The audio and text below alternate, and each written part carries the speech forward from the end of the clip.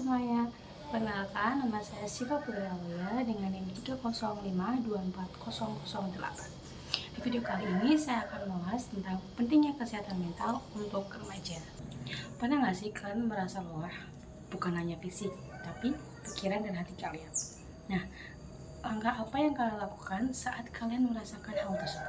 Sebelum itu, ada satu perubahan antara kesamaan kesehatan mental seperti kacamata saat kotor, yaitu kalau keadaan kacamata kita kotor, tentu pandangan kita ke depannya pasti buram.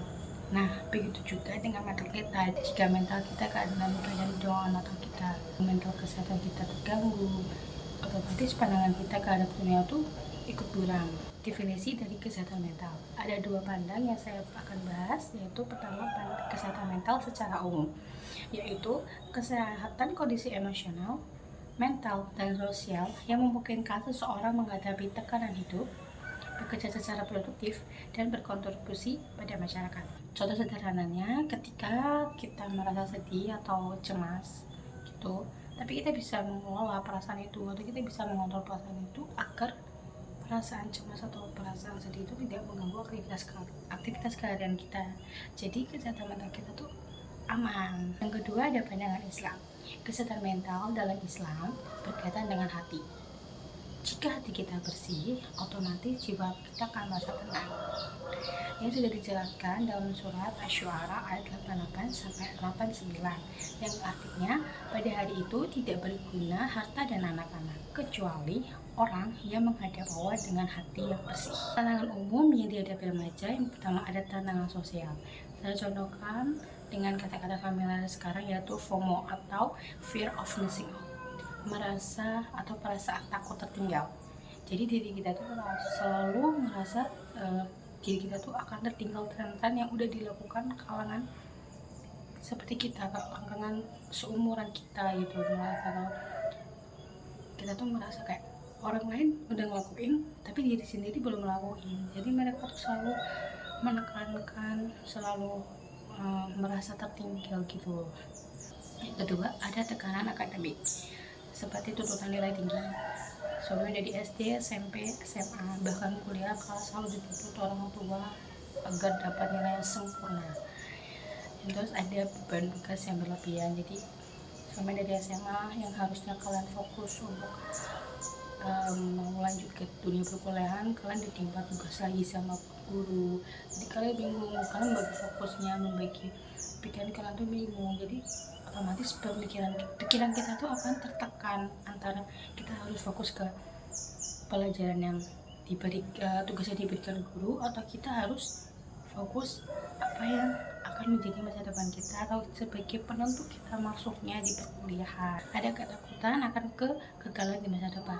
Tentu orang yang tantangan pertama kesehatan mental itu yaitu merasa takut, selalu merasa takut, selalu kepikiran kita tuh bisa nggak sih, gimana ya kita ke depannya. Karena fase remaja itu fase dimana kita masih pengenalan diri. Otomatis dalam fase itu kita masih banyak pertanyaan-pertanyaan yang belum kita bisa angkahin gitu loh Kak. Karena kita bisa nggak ya masa depan kita gimana ya, gitu. Aku bisa jadi ini nggak ya setelah lulus dari SMA, aku bisa kuliah nggak ya gitu. Nah, gejala apa sih yang sering dirasakan?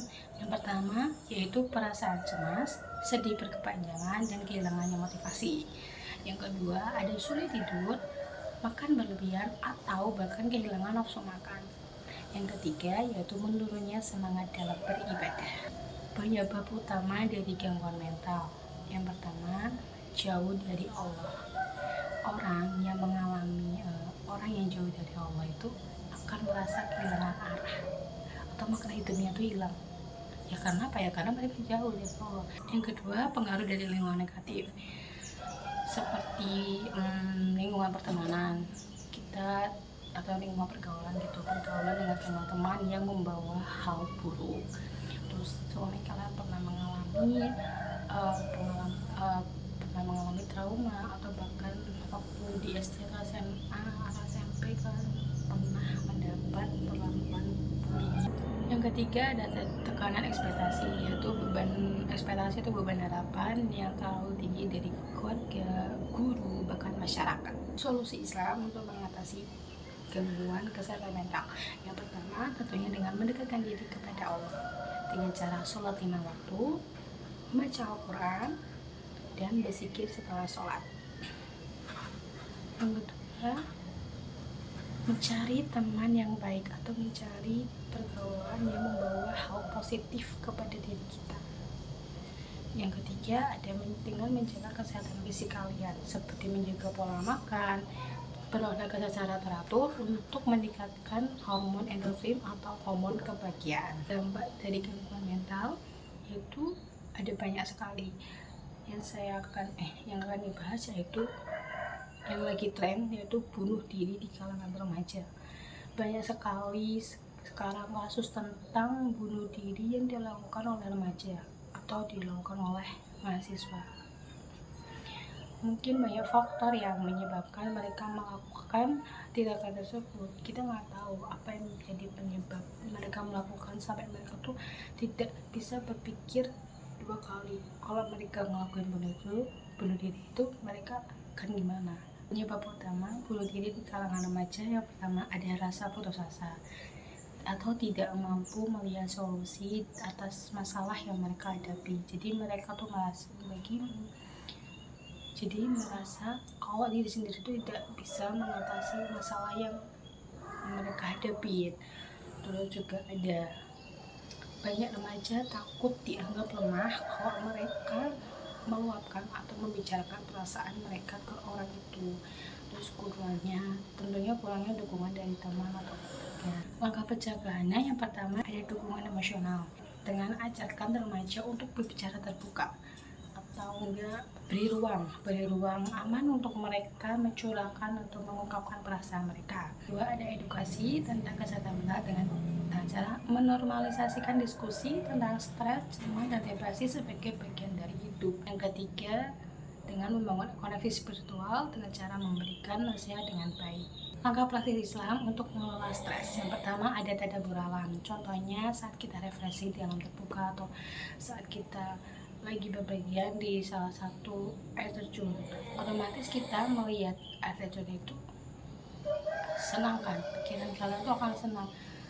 Jadi pikiran kalian tuh akan mengalir mengikuti aliran air terjun itu. Yang kedua adalah latih kesyukuran. Aku mau membagi tips cara melakukan latih kesyukuran, yaitu dengan setiap 1 hari setelah kalian melakukan aktivitas, tulis 3 hal aktivitas yang kalian syukuri pada hari itu. Contoh, kalau kalian 1 hari itu ada ujiannya itu matematika, nah kalian bisa ngerjain tuh ujian matematikanya.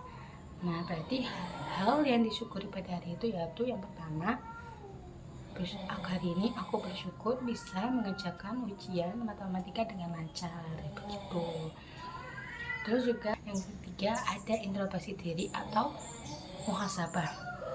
Lakukan evaluasi diri setiap malam atau lakukan itu sebelum tidur dengan cara mempertanyakan diri sendiri dengan apa saja sih yang sudah dilakukan hari ini, apa saja sih yang kegiatan apa saja sih yang udah saya lakukan di hari ini. Jadi setiap hari, setelah melakukan aktivitas itu kalian harus mengevaluasi diri kalian. Itu bisa dilakukan di setiap malam sebelum tidur. Sekian video dari saya tentang pentingnya kesehatan mental untuk remaja. Semoga video ini bermanfaat dan tips yang saya berikan semoga bisa diterapkan oleh kalian semua. Jika ada pertanyaan atau materi yang kurang paham dalam penyampaian saya, bisa ditanyakan di kolom komentar. Sekian dari saya. Wassalamualaikum warahmatullahi wabarakatuh.